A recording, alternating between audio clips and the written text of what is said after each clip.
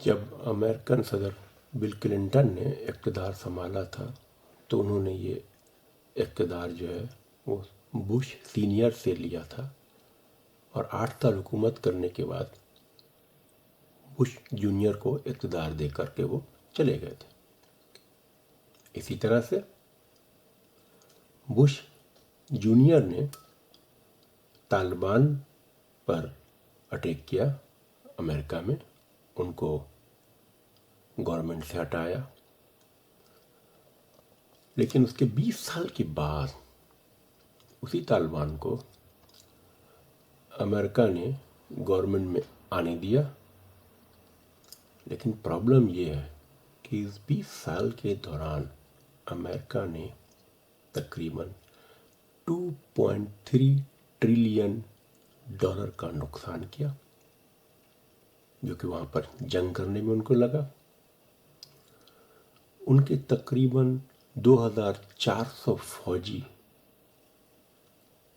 مارے گئے، اور اس 20 سال کے دوران انہوں نے تقریباً 20,000 فوجی زخمی بھی کرائے اپنے۔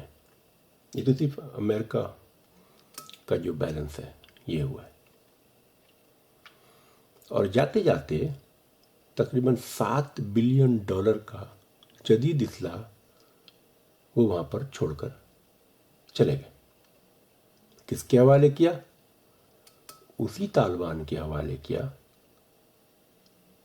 جو طالبان بہت ہی کمزور تھا، کوئی اسلحہ ان کے پاس نہیں تھا 2001 میں، لیکن 2021 میں ان کو امریکہ کے جدید اسلحہ جو 7 بلین ڈالر سے اوپر کے ہیں وہ ان کو مل گئے۔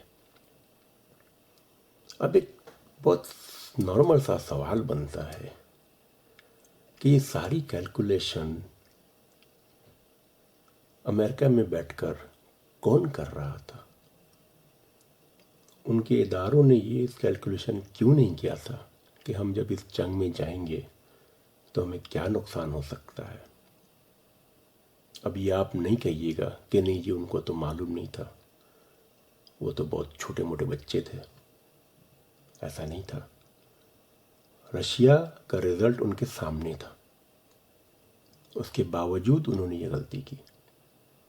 تو میرے خیال میں اس کا کوئی پیپر بننا چاہیے تاکہ امریکہ ایسی غلطی اور نہ کرے، کیونکہ اس سے نقصان سراسر امریکہ کو ہوا ہے۔ ان کے لوگوں پہ بوجھ پڑا ہے، ان کی جو دنیا میں نمبرداری ہے اس میں کمی ہوئی ہے، کیونکہ اس دوران میں جو دوسرے ورلڈ پاور ہیں انہوں نے طاقت گین کر لیا ہے۔ آپ کچھ بھی کہیں، انہوں نے آلریڈی بہت سارے جگہ پہ طاقت گین کر لیا ہے۔ انہوں نے افریقہ میں طاقت گین کیا ہے، انہوں نے ساؤتھ امریکہ میں کیا ہے، انہوں نے ایشیا میں بھی طاقت گین کیا ہے، اپنے پاور کو بڑھایا ہے۔